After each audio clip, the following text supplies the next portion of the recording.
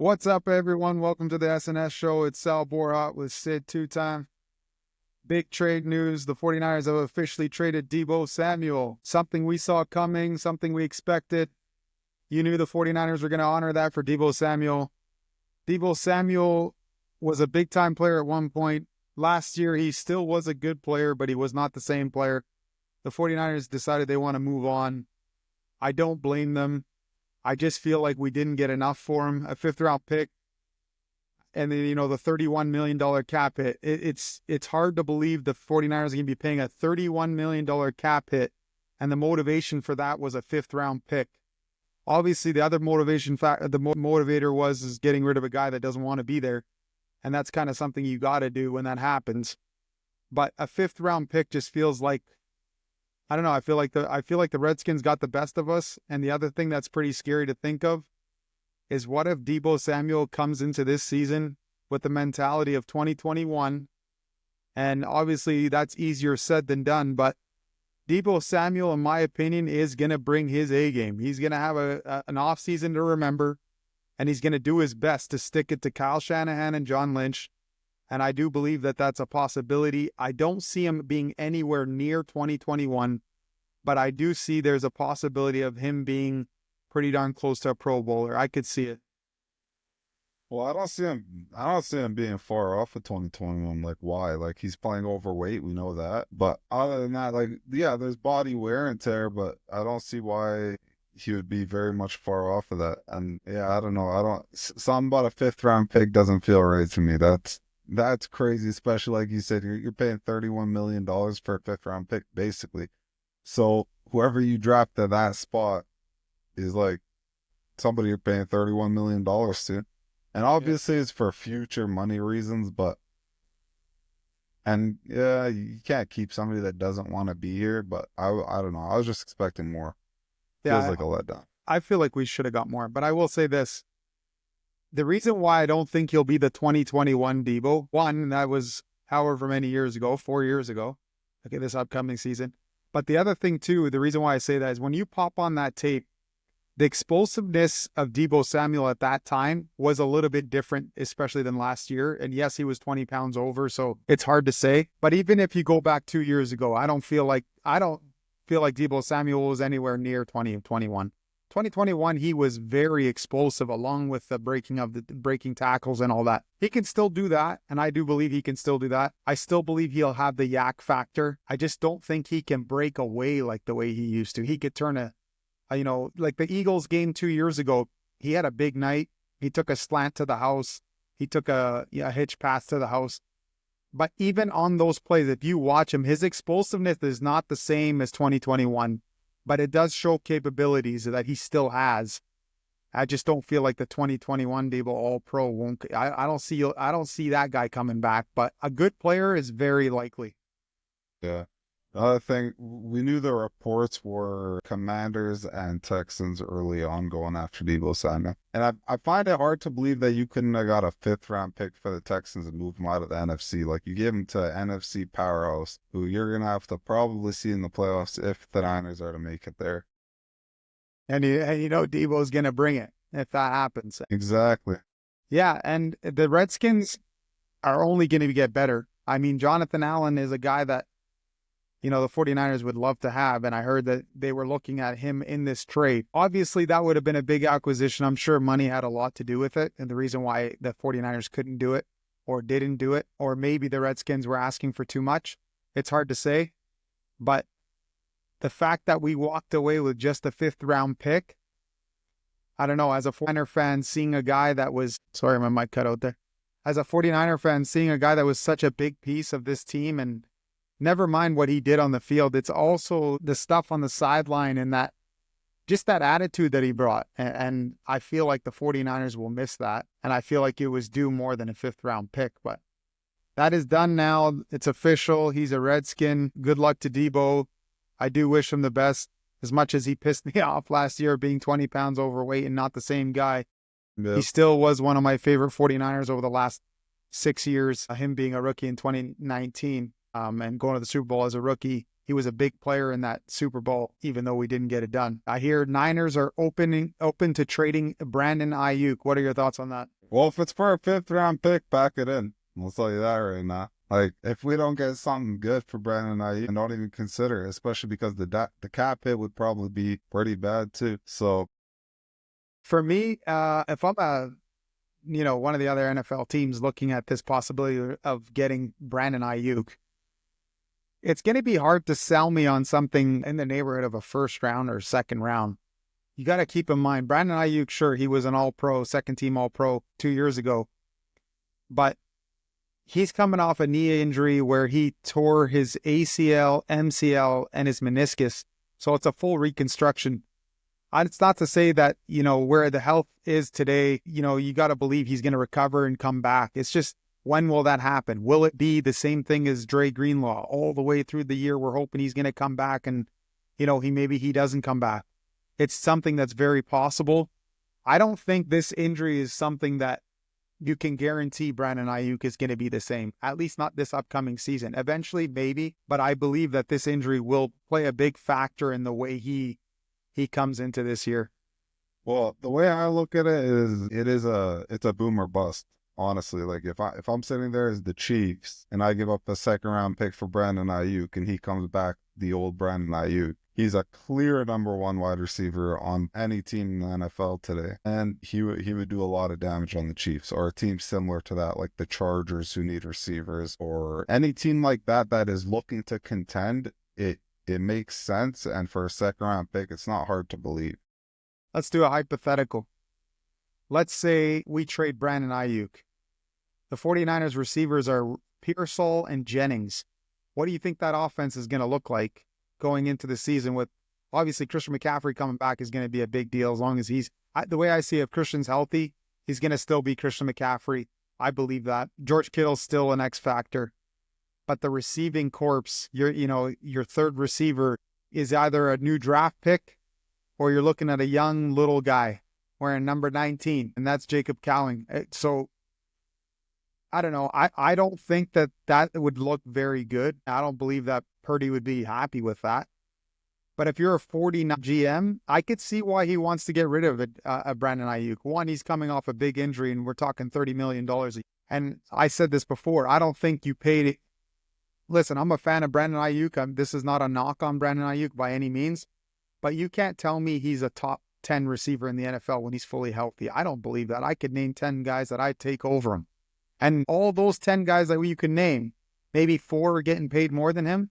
So why did we jump to paying him $30 million? So, I don't understand that. I know we wanted to keep him, and we had big hopes for this past season of trying to redo, going back to the Super Bowl, which is crazy to think that we would have been able to, the way we played. But I don't know. I think that's kind of unfair to say he's clear not top 10, because if you wipe away last year from your memory, he was definitely in the talks of that. Like, his route running is nasty, his separation is nasty, and his hands are as sure as they come before last year. Like, this is all question marks now that came from last year. So it's like, I had him in my top 10 before last year. I mean, we can go through it if you want. We can go through the NFL teams to see where you would put him. I mean, okay. I want you to name your receivers, and I'll interject if I disagree. Tyreek Hill. One. Devontae, we're going last season. Devontae Adams, because they paid him last year, going into last season. I would rather have Brandon Ayuk going into last season. A lot of people would argue that one. Anyway, Chiefs. The Chiefs, Rashee Rice, I'd take Ayuk. The Steelers got one. Hard to say if he's better than Ayuk. But the Bengals have 2 that are better than Brandon Ayuk, to be honest. Okay. So what are we at? We're at 3 receivers. That's 3, yeah. The Texans, Nico Collins. He's better than Brandon Ayuk. Yep. That's 4. A.J. Brown is 5. CeeDee Lamb is 6. The rookie in New York, pretty close. Going into last year. But no, the Rams receiver, 100%. I disagree. But anyway, we're at 6, so you disagree, so we're still at 6. DK Metcalf, no. St. Brown, yes. 7. Jefferson, 8. Mm-hmm. Mike Evans, 100%. 9. So he's right around 10. There's a few guys that I said that you could argue with him, Yeah, but he's right around 10. we were around town. So out of those guys that we named, how many guys are getting paid more than Brandon Ayuk? Yeah, probably 3 or 4. Yeah, that's my issue is why are the Niners so quick to pay these guys so much? Like the Deebo Samuel deal was a good deal had he been the same guy, 25 million bucks. I thought that was a good, even when we did it, I liked it. Brandon Ayuk sitting around 9 or 10, paying him like he's 3 or 4. Yeah, I think the Niners got really weak when it came to contracts. They were too quick to pay a lot of guys. You were too quick to pay CMC.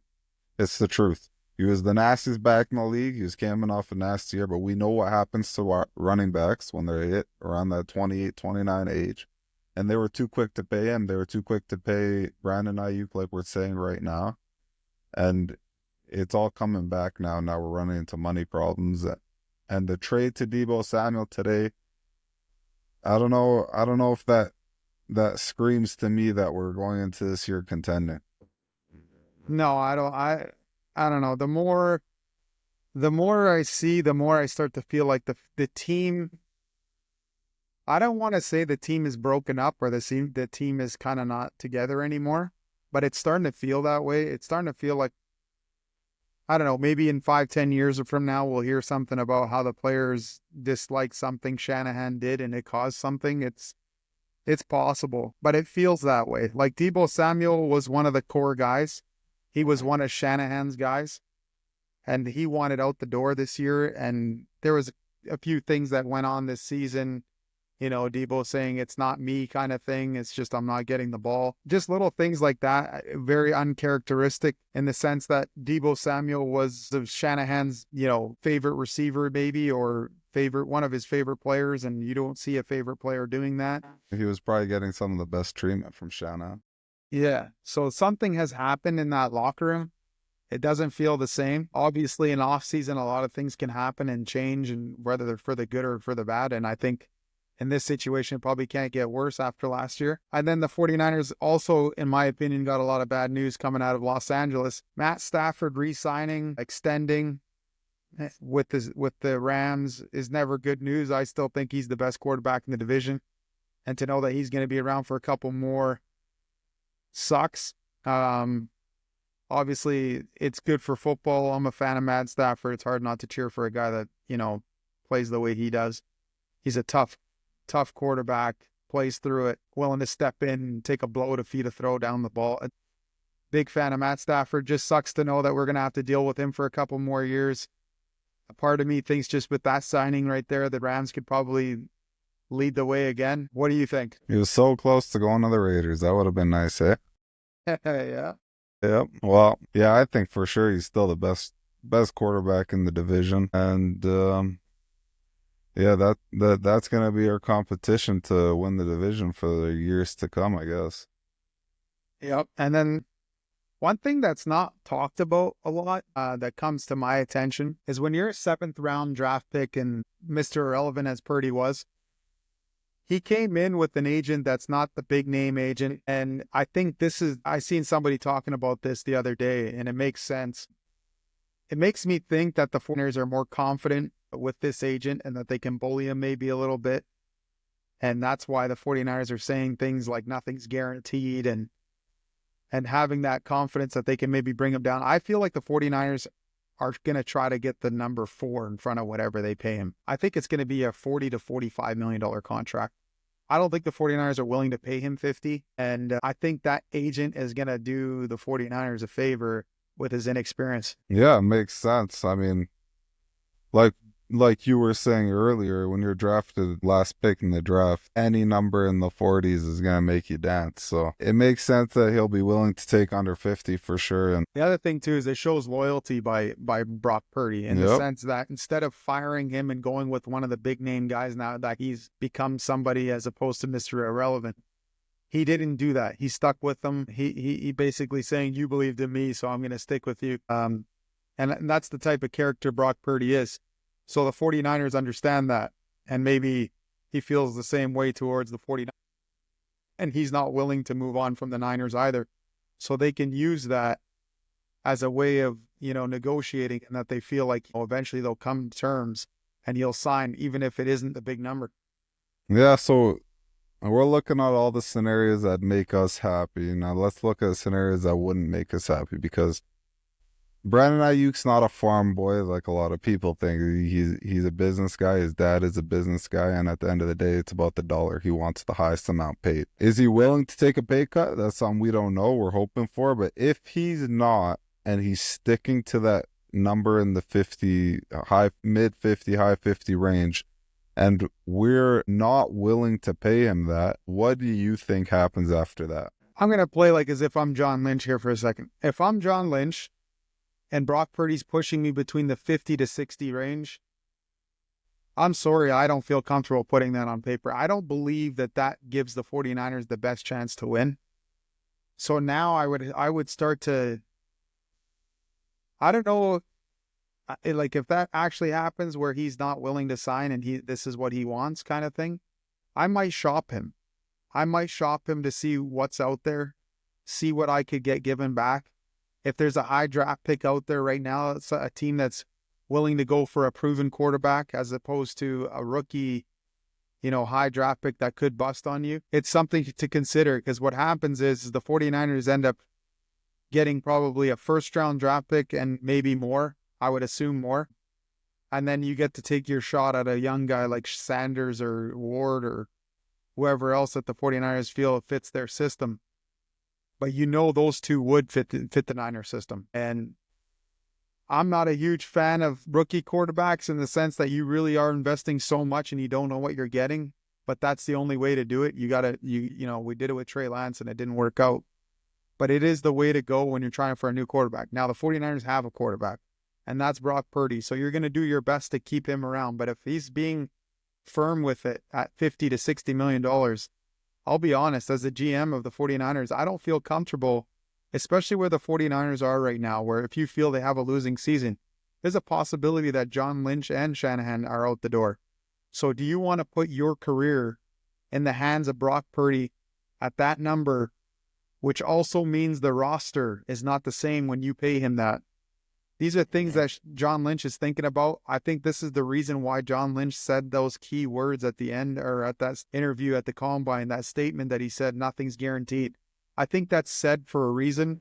It's basically to tell his agent as well as Brock Purdy that, yes, we want you here, but we're not willing to pay you that, because in all actuality, ask yourself this: is Brock Purdy elite? Is Brock Purdy top 5? He's not. Brock Purdy's a good quarterback.